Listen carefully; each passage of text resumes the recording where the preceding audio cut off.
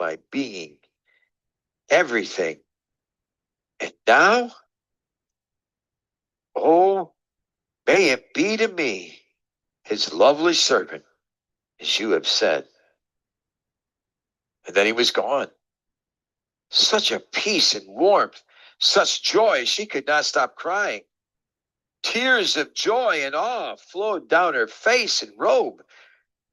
It was now dark. Stars were bright and the moon was coming up. She sat against a tree, thoughts and hearts racing. She was glad her family was used to her walks on the hillside. They wouldn't worry, and she had to think. What was she to do now? What was the next step? Could she be with child right now? Joseph? What about Joseph? Who could she tell? No one. If she told Joseph, he would think she had lost her mind or had been unfaithful to him. He didn't know her that well. He might even break their engagement and divorce her.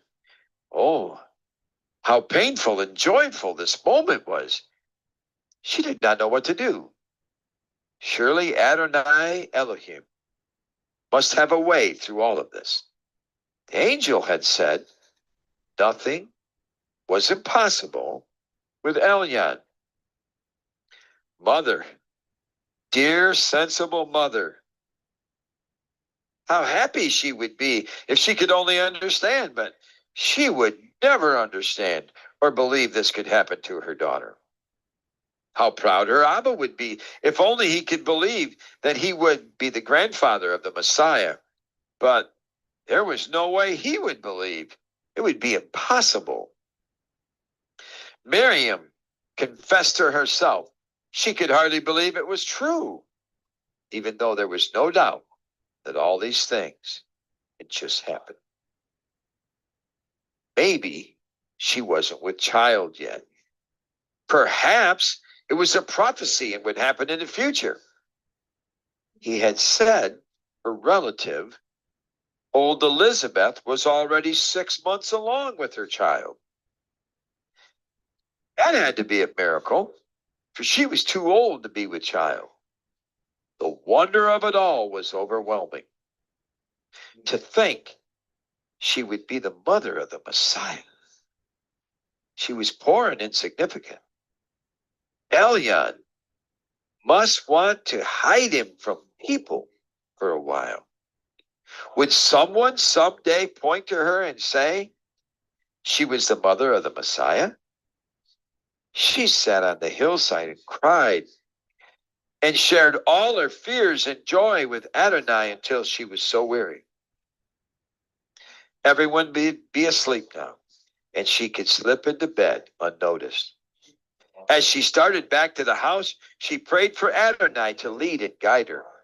Oh, if only he would help her know what to do next. If he would overshadow her, as the angel said. Now she had a secret that was part of Elohim's plan. Gradually, she opened her eyes. It was daylight, and she could hear her mother calling her. Had it all been a dream? No. She knew it had all happened. She was still in awe. She could hear Uncle Jacob's voice. He must have come early this morning. She hurriedly dressed and went to help her mother. He told them this strange tale about mother's cousin Elizabeth and her husband Zechariah. Both of them were so old, too old to have a child, but she was definitely with child. Then there was the strange report that Zechariah, a Cohen, was unable to speak.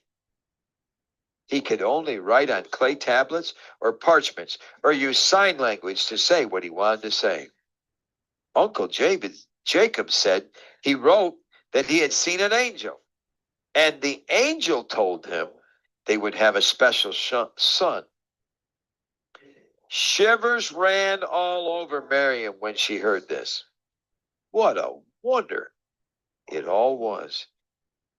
Mother dearly loved Elizabeth and Zachariah and wondered if there was some way they could help them. Why not let Miriam go and help Elizabeth till after the baby came? She discussed that with Abba. Miriam was so glad she was a good hard worker, good with babies, happy she had helped Salome with her delivery and care before and after the baby had come. She was sure willing to go because she loved Elizabeth. She was such a woman of faith, and Zachariah was a wonderful man of Elyon and a Cohen. Jacob said the angel was supposed to have appeared to him while he was ministering in the temple. Truly, it was all so amazing. Abba told them if Zachariah said it happened that way, he certainly believed his word. She wished she could talk to Adonai about Elizabeth and Zachariah, for it was as the angel had told her. But Miriam could not get away now. No one had seen an angel or had had a prophecy for hundreds of years. But she could not doubt her encounter with that majestic angel last night. Was it possible that this angel had also appeared to Zechariah in the temple while he was ministering to Adonai? He was a faithful Cohen. Surely he would be afraid to lie to Elohim and the people. Mother told her to quickly pack her things to stay with Elizabeth. She would need enough to stay a few months. Uncle Jacob was leaving soon, and Miriam could go safely with him and the group he was traveling with. He would see that she made it to their home in the Judean hills. How could she get word to Joseph? There certainly was not time to explain everything to him. She knew Abba would get a message to him about what was happening, or he would send Asa to tell him. Maybe this was Adonai's will for her to be away from everyone. She might be tempted to talk about her encounter with the angel. Somehow she wondered if the old couple would understand if an angel had appeared to Zechariah also. Chapter 6. The trip to Judea was one long blur of dust, bawling animals, shouting people. Yes. Uncle Jacob's group had her carrying water, gathering wood, and cooking. She was so tired each night that by the time they stopped, she could hardly sleep. Feet hurt from the constant walking, and the dust clogged her throat. Most of the time, she was treated like a servant girl. How ironic, this servant work. What she thought Adonai might want for her life. Now a dream from Elohim was growing in her heart. If only he would lead her through this strange maze she was caught in at present. It was as if she were in a stream that was carrying her forward toward safety, she hoped. There was lots of time to think. The secret weighed on her heart and mind. She realized if she had not given her whole being to Adonai 2 years ago, this wonderful secret would not be hidden in her heart now. How thankful she was to know she was totally surrendered to Adonai. He had accepted her, and now the wonder of it all was nearly more than she could bear. She was to be the mother of the son of Elyon. He had been prophesied by the prophets hundreds of years ago. Everyone was sure he would be born to rich, religious, or powerful people. Had none of them surrendered their lives to Adonai? Why was she chosen? The angel had said she was highly favored. What did he mean? How could a poor, insignificant peasant girl be chosen for this wonderful privilege? How was her betrothal supposed to figure into this? What would Joseph think or do? What if he didn't believe her and broke their covenant? He would think she had been unfaithful to him while she was away with Elizabeth and Zechariah. She had to just keep giving those thoughts to Adonai. She felt that Ruach speak in her heart. Beware the whisper. Then she realized there was an enemy who would try to stop her or defile her and somehow make her unworthy. She wrapped her cloak close around her and was careful to keep her head covered. She was glad she was so small because a lot of the men thought she was a child traveling with her uncle. Yet the whisperer came, always with questions about her worthiness, her poverty. He told her she was imagining all these things. It always seemed that ravens circled the sky whenever the whispering began. She hated the sight of the ravens because they were looking for something dead. She would have to reject these thoughts and give them to Adonai, and then a calm would come. As they trudged along, however, the thoughts would come back, and she longed to get this trek over and at least be safe with her dear relatives. She wondered if they would be safe to share her secrets with. They had an angel encounter also. She longed to share what had happened to her with someone who would hold it sacred and not share her secrets like gossip. It seemed this trip to help Elizabeth had been arranged at just the right time to remove her from home and Joseph.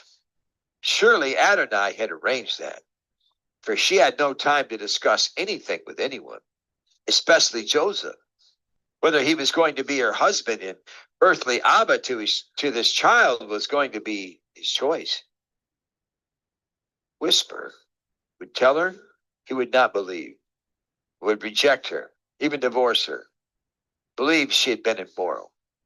She prayed for Joseph to somehow believe her and understand. If only an angel would visit him also. She had to keep putting all those thoughts in the hands of Adonai. The prophet had said a virgin would conceive and bear a son, and they would call him Emmanuel, meaning God with us. Who would believe a poor peasant girl would be that virgin? She knew she was a virgin and had surrendered her whole being to Elohim. However, she had no other qualification except her surrender to God. Uncle Jacob told her it was taking longer because they didn't go through Samaria but went east along the Jordan River until they could reach the hills of Judea. He said that they didn't go there because the Samaritans were a mixed race and not true Hebrews, but felt they were as righteous as the Jews and worshipped on Mount Gerizim, feeling no need to go to the temple at Jerusalem. They would soon be where they could turn toward the old city of Bethel. And then it wasn't far to Zechariah's home in the hills of Judea. Jacob was anxious to get her there and be on his way to Jerusalem. Perhaps he felt bad for all the work they had her doing each time they stopped and wanted her to know it wasn't too far to go and that she would be there before night came.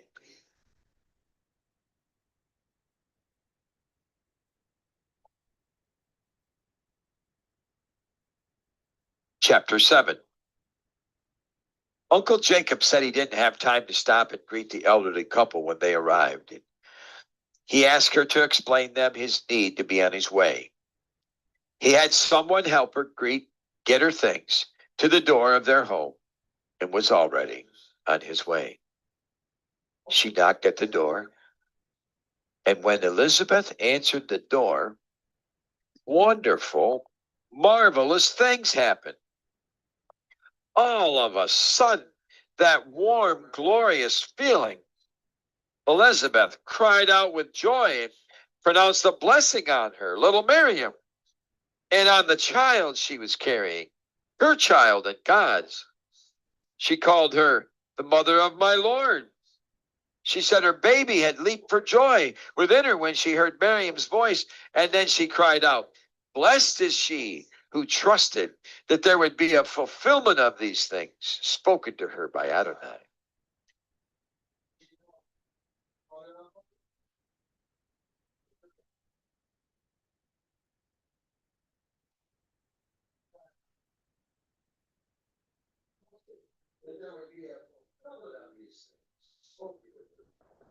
All right, so